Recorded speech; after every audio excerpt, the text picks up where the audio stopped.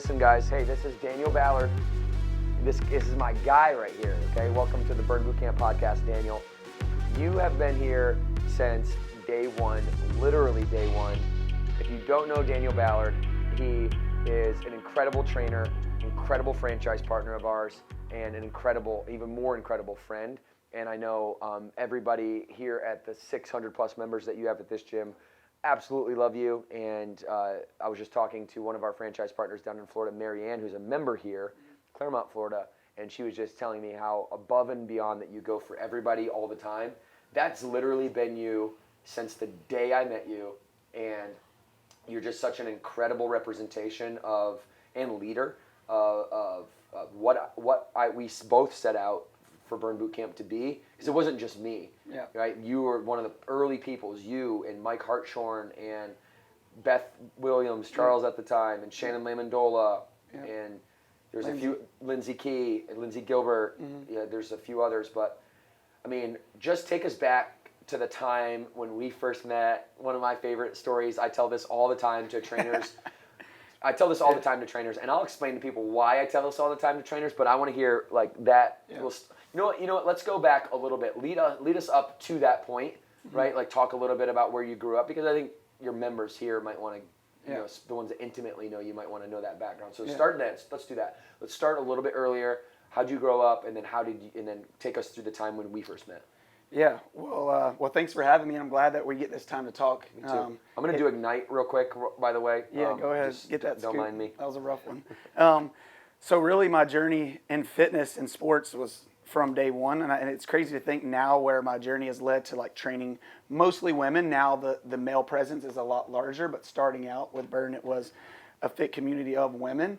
That my mom was such a role model to me with exercise, and really inspired me to do what I was passionate about.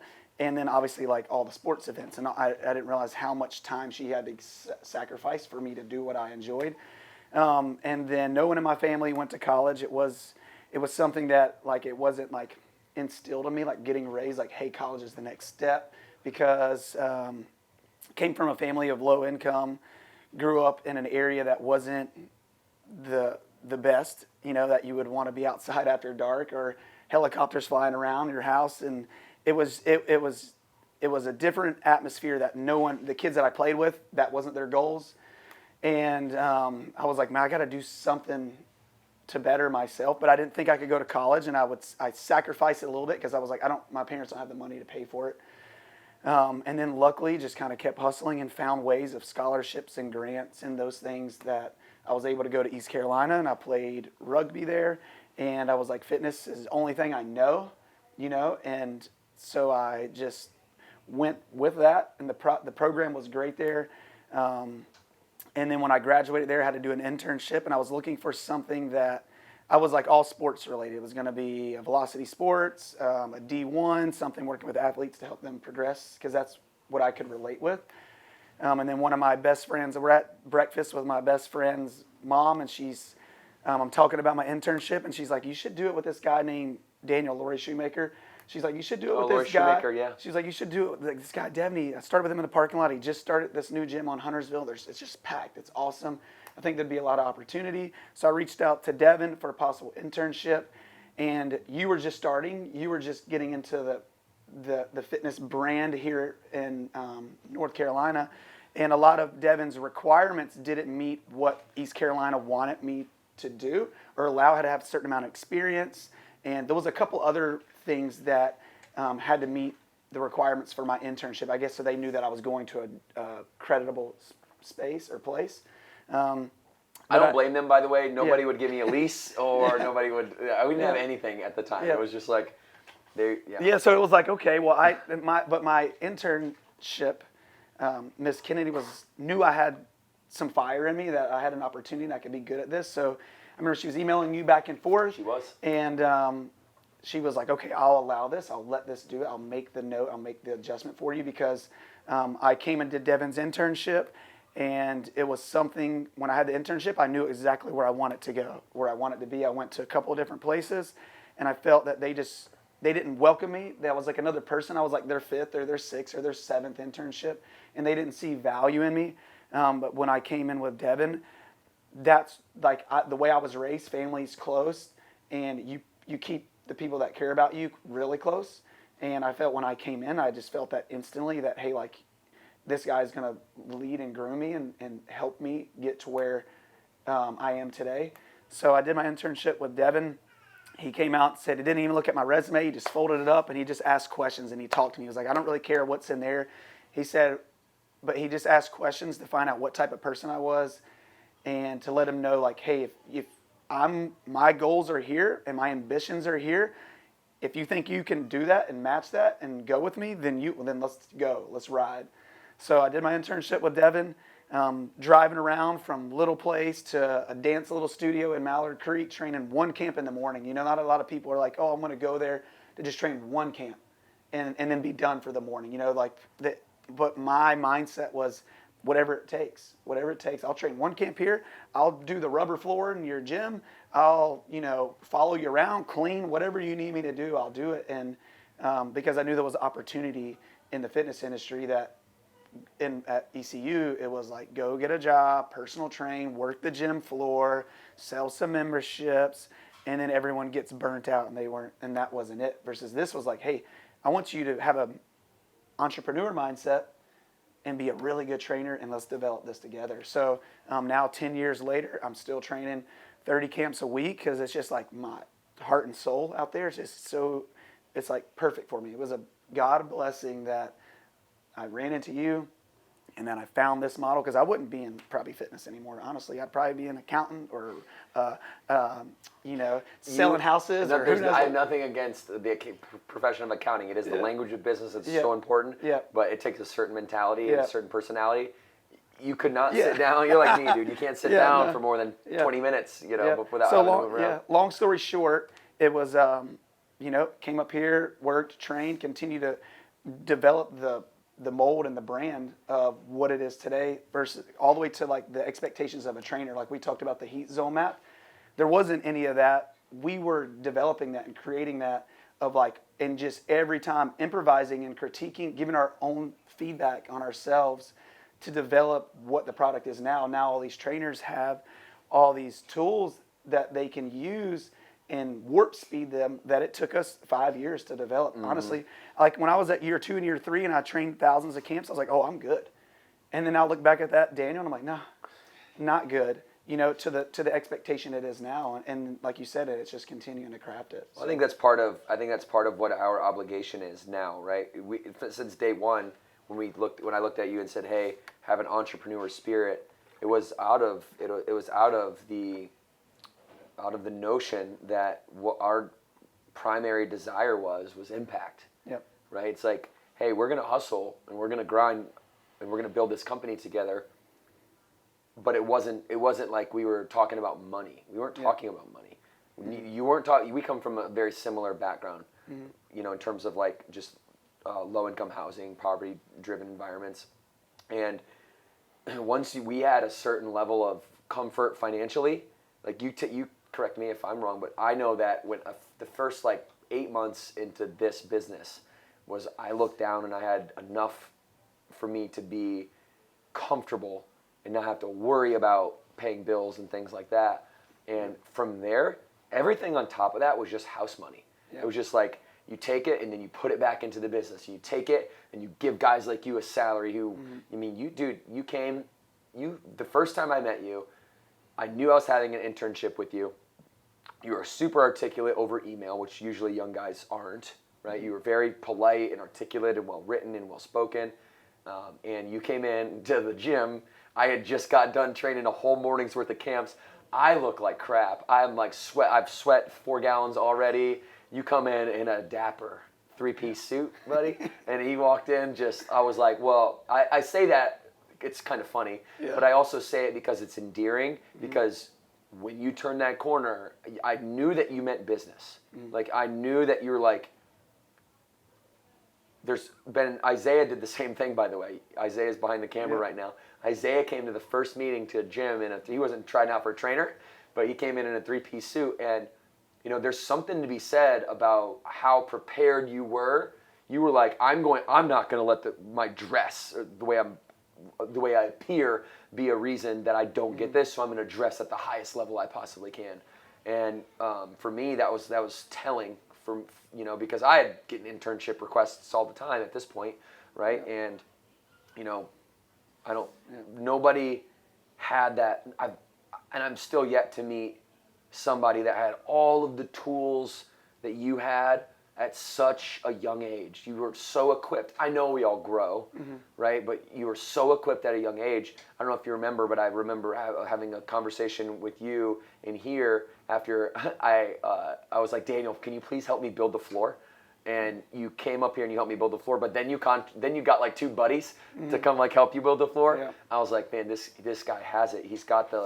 You had the intuition of a leader, and you just needed, and I needed some time to shape our leadership at the time. But where do you think that comes from? Is that a desire from growing up without a lot? Is that something that is just natural DNA? How do you get that? I think a lot of it was like the fear of failure, really. Like, I didn't want to fail, just like even going to school. Like, it was, I have to do this for my family. Like, I got to be the one to graduate for my family, and like, there's no turning back. There's no exceptions. Yeah, I can have fun, and I might not be the smartest, but to write an essay, it took me 5 hours versus someone an hour and a half. But like, I'm gonna get it done. And I think with you having the opportunity, it was like, hey, a form of failure, for you, and then I think also the excitement behind it. Like, I was so excited to get it going that it came back to that it not being work, I believe, and it wasn't about money, because like at the time it was like you didn't have really we had to get it going before you could kind of pay me, right? And I was all in for that. Yeah. So we started Burn. It was 45 days for free. We opened 45 days. Free everything. Everyone come in. We just got to get it going. No one knows what Burn is in Mooresville.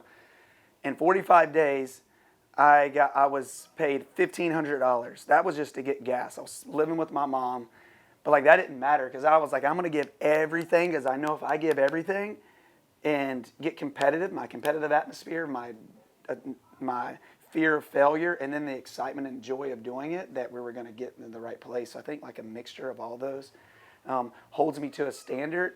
And then to this day, still moving forward, I think it's just like the accountability. Like, if I'm big on like, hey, if I expect something from you, then I have to do it better, or I have to continue to evaluate myself because I can't be the person telling you to do this, and I'm cutting corners to an extent. So I think that's a mixture of, and like my upbringing, because I will never forget this riding in your Charger. And you kind of brought it to me. I was like, I don't know why that I'm like that in a way. And you were like, I know why you're like that. It's because you had to do it all yourself. You had to apply yourself to school. You didn't have the support and just the funding and everything that you could do it. So it kind of like developed you to be that way because you didn't know any different, So I think that's kind of where I believe. Yeah, yeah. No, that's pretty deep. It's incredible for me. Looking back now, I've always prided myself in believing in other people more than they believed in themselves. I thought that was just an intuition that I had that I was naturally born with, that if I see someone, there's like, even though I didn't know how to language it, I know how to language it now, but back then I didn't know how to language it to myself. I just knew, like, that's that guy. Like, I need to get him, right? And I put so much weight on your shoulders. I mean, think about that. Like, dude, you're coming fresh out of college. I'm saying this because this is like my level of respect that I have for you. You're fresh out of college. You are opening a brand new gym that I already don't have the money for to invest in. I'm scraping my pennies to get this gym open because we did Mooresville and Denver at the same time, right? Yeah. And I'm scraping pennies to get these gyms open. And then, I mean, you got your feet wet for a little while, and then we threw you up here. And man, looking back on it, I don't think either of us felt the pressure at the time because we didn't foresee how big the organization would get. But really, that moment in time, those 5 gyms that we stood up in this area, me, you, Billy, Josh, who else is a big part of that? Concord. Mike and Andrea. Even Aaron stuttered over in Durham to get started. Like, that was the core group. And, man, I put a lot of pressure on you. Yeah. Especially if you look back on it. If you failed, If we failed this gym, there's no way the organization has the trajectory that it had, because our economics at these, like our impact was big. And because our impact was big, our economics were big. And therefore people started wanting to buy into it because of those two things. You know, I talk about like culture and profit started to align. Yeah. And we were like, man, we could do this. If right, we just shot put that, let's replicate that. Yeah. And then it was like, okay, it takes a little bit more than that, a little bit more time than that, getting in the right people, because it was like right out the gate, you know, like with a strong momentum push, and then which kind of kept pushing it forward. I think in Mooresville, when Burn became a franchise, I want to say there was probably at least 15 to 20 people inside this gym that bought into the franchise, and that's how you launched it. Also, is because of Denver and these gyms, it was such a great atmosphere that it made so many people want to invest in it. And in that time, we were still navigating on like, what's the right person, what's the right place, what's the right timing, you know, what's the right square footage and rent and all these other things we were trying to navigate, because you didn't have much to compare to, you know. And that's when we branched out to Raleigh. So me and Devan, that was the first wave. After Charlotte was the first wave. Boom, let's go to Raleigh. Now we called it the Triangle Market Blitz. That's what we called it. Yeah. Now we have a foundation. I think that might have been in 2016 maybe, and it was like, okay, what's the next step? Now Mooresville's established, then maybe let's start moving it outside this area. And then I'll never forget the drive up. It was me, you, Billy, Beth, and the Carrie location. I forget her name. Right, it was Carrie Holly Springs maybe. Laura. Yeah, Laura. And then we drove up there and we were looking around, and I'm like, oh man, I'm on a business trip, entrepreneur. Like, look at me go. Ryan with Devan up there, the boss, to go look for leases. I didn't know what to ask. You know, the realtor comes in there, and I'm like, oh, okay, yeah, what's the square footage? You know, like, I'm just playing the game. I'm like, Devan, take the lead. Like, you've done this before. Come on, you know. And I'm just trying to read the books. I'm trying to act like I'm taking notes and taking pictures and just playing the whole game, like learning it. And that was exciting. And because that was like a whole new venture. It was like, okay, now I'm the trainer, but I didn't realize that there was a whole nother layer of now I have opportunity to invest, because, and I have the knowledge. I had the trainer knowledge, but I didn't have the business knowledge of it yet. And that took some time. Doing that took some time of how much effort and time it takes outside of the gym, and can't lose what's really important inside in the gym. And opening those two locations with you and Billy was really exciting.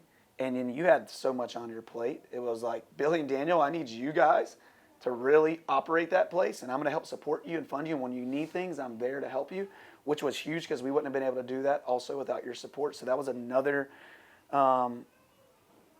opportunity that most people don't do. You know, there was like extra expenses, and you're like, hey, well, I have another $30,000. I'll put this another $30,000 in there to get us by for this unexpected expense that we had, and then you guys just pay me back later, you know. And I was like, okay, this guy's really in it for us. We got to really pull our weight to do that. And you started, and you did, because you guys both thought it was going to be easier than it was.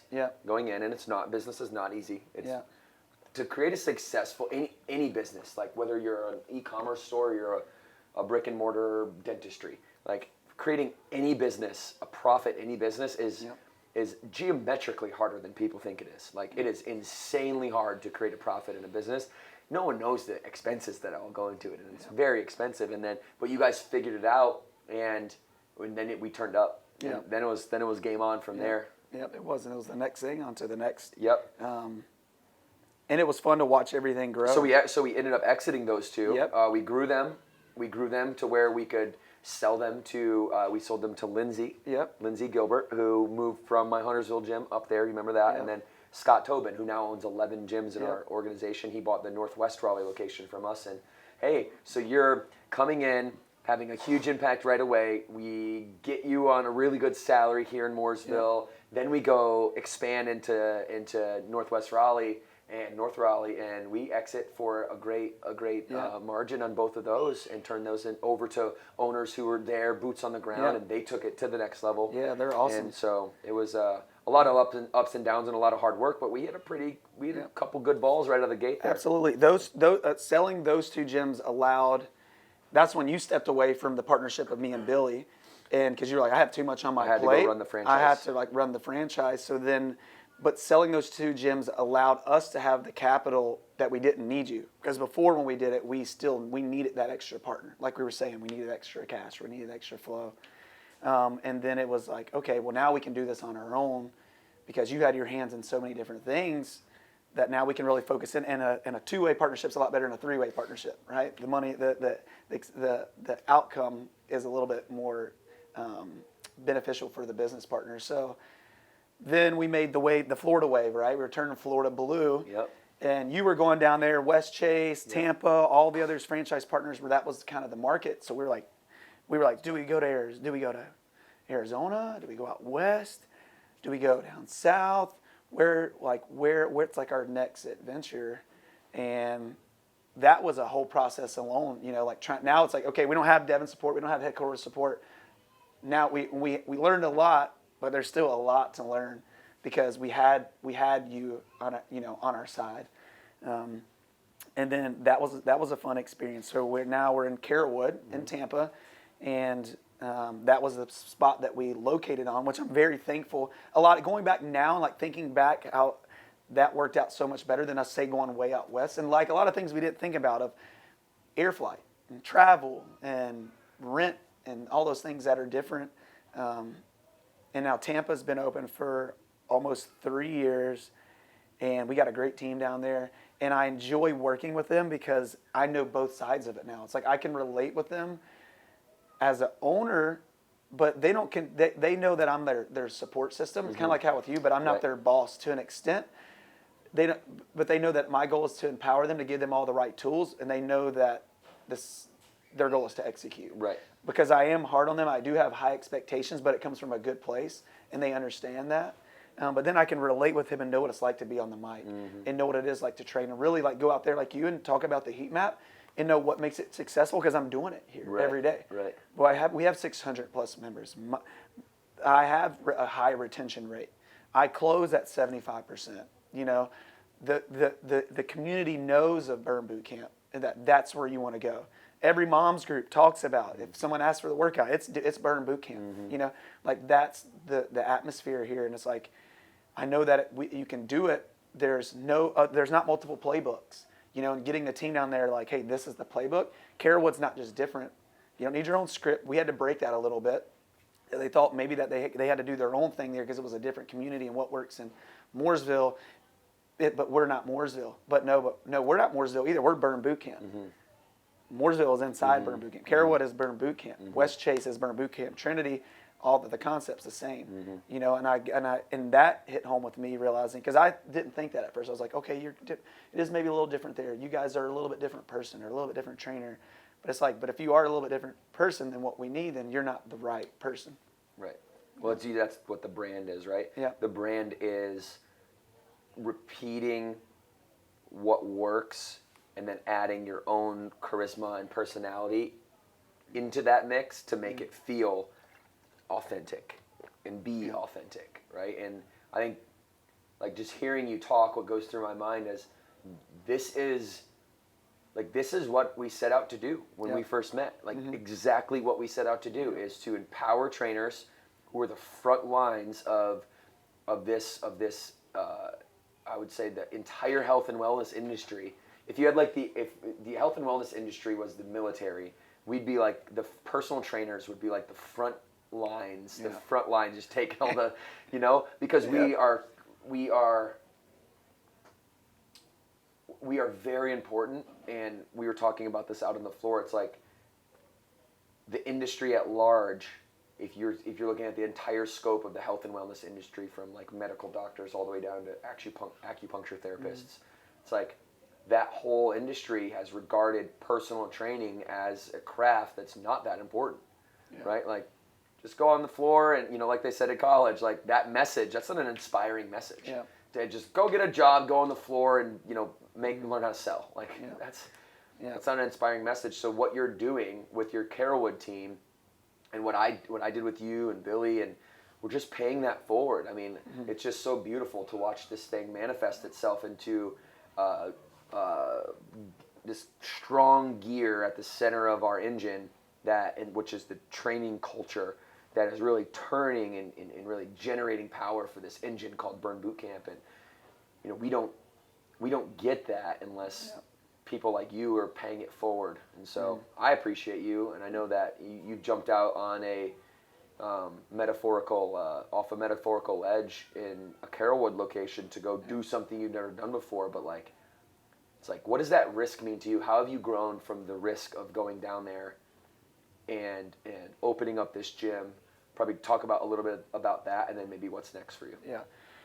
Well, the whole process, it never really seemed, I never felt nervous or like it was risky because I was so invested and I believed so much in the brand and what it's capable of that no matter where we went, what we were doing, it could be successful, especially with the tools that I can continue to lead. I always thought I was a good leader and a person that could hear out my team, and then how to give them the right tools to make them better. That's why I love Burn U, because I get these trainers to come in and I get to share with them the struggles that I went through and to help them like do it better and get them to not have to go through as many growing pains as I did.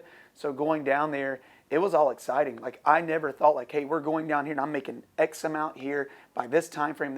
Probably I should have, you know, if I had like a better money mindset, business mindset, if I had a little more experience in that, I probably would have had some better goals set out. Or now like having a franchise team that you guys have now, that you set certain standards of where you want to be by quarter 1, quarter 2, quarter 3, which is great now. And I was like, man, I wish we could have had a little bit more of this then when we first launched. But just like the passion going into it, I was like, take all my money so we can go impact Carrollwood in this area just like this. And then maybe one day I can reap the benefits from it, and that it can help my family, and maybe that I don't have such of a struggle, or maybe in the future, or that my wife Katie can maybe have a little bit flexible time, or maybe maybe I'm not training so many camps to an extent, and then to this day now, it's like, oh, it's finally coming back too. Like COVID was a little bit of a hit, it was a little bit of a struggle, but there was still no worry. Like me and Billy are like every day, it's like we're looking more for our team down there. Mm-hmm. Like you said, I'm wanting my trainer to make more. Mm-hmm. I'm wanting my team to make more. I'm wanting my trainer to not train as much so you can give more value in those, but make more. And that was the goal, because that's what you did with us. So like that was my whole mindset going down there, is like, we want you guys to be successful. And then we will reap the benefit of that. Like that was, and like I know I hear people talk about that, but like I didn't hear that talk before I was doing that, you know. It was just like, that just was where we came from and what I was doing. And then thinking back to like with you all, there's so many like memories that I have with you that it just stand out, and seeing like when you first started doing these first gyms and they were blowing up, and you were like Norman's doing thousands and thousands of dollars a month. And I'm like, what? Like, is it like, why does he need anything else? You're like, I'm going 1,000 gyms. 10,000 gyms, and I'm thinking in my head, this guy's crazy. Yeah, and like it blew me away. I was like, why? Yeah. Like why? You know, and then that just pushed me to understand, like, why not? You know, why not? Like why can't you continue to do that? You know, in the right space. And for my trainers out there, it's not easy being a burn trainer. Mm-hmm. Like it is hard to do what we do. Even if you have all the tools and all the traits, because it takes a lot of effort, it takes a lot of care, it takes a lot of passion in investing in individuals. Like having intention to your members, with having intention with it, versus like you said, just walking around the gym is hard.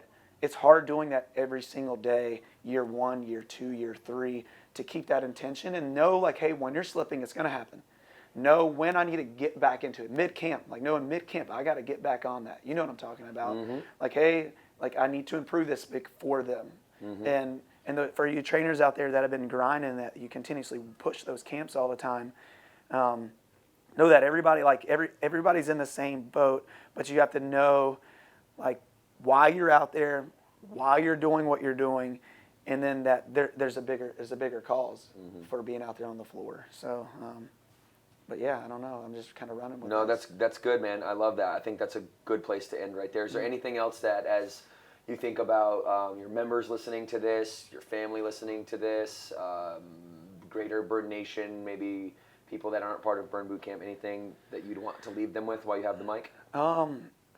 One, I think for my members, my community, that it's just unreal taking that view back and realizing how much love and care is inside the gym and how much these women and men need this place in our community, and how much that once they experience it and they experience the Burn way, that they don't need anything else.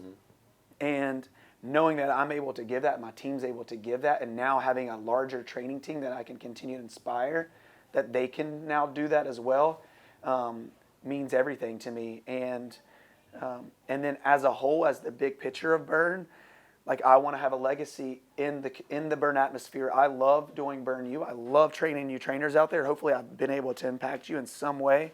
That's just as important for me, that when we go to Summit and we go to certain places, that they come up to me and they tell me, like, man, when you had changed my life, or you gave me so much value, that because I help them and they go and they're on their own. And it's like, see you later, go out there and do your own thing. But knowing that I've been able to, that I get to impact my members along with impacting trainers that were like me, that don't have the tools yet, that I can help them get there, is also another, just a blessing for me as well.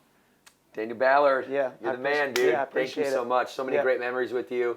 There'll be so many more. Yeah, we're absolutely. both young. Yeah, we're we feel like the old men now because we've been doing this for a while. But we got decades and decades and decades. Yeah, I still got a lot of fire. Dude, you got a lot of fire. My arms are dead from your camp. I appreciate you, man. And I know that this organization I can say this with 100% certainty that this organization would not be nearly as far along as it is if it wasn't for you and your input and your care and your passion and love. So thank you very much. Yeah, that means a lot. And hearing that just keeps, you need that voice sometimes to just keep you knowing that, hey, this is the right purpose for you. So I appreciate that. Got it. Take us out. 2 claps on 2. We got 2 claps on 2. 1, 2. Subscribe, you guys. Burn Boot Camp podcast drops every day. Flex on it. Let's go. Let's do it.